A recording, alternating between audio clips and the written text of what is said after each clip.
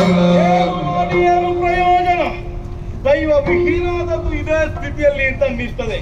ಅಲ್ಲದೆ ಇದ್ರೆ ಗೆಲ್ಲಲೇಬೇಕು ಎನ್ನುವ ಹುಮ್ಮಸ್ಸಿನಿಂದ ಬಂದೆ ಅಂತಾನೆ ಸೋಲು ನನ್ನನ್ನು ಸೊಡರಿನಂತೆ ಹಾರಿಸಿ ಬಿಟ್ಟಿದ್ದಲ್ಲ. ಯೋಚಿಸುವುದೇನು?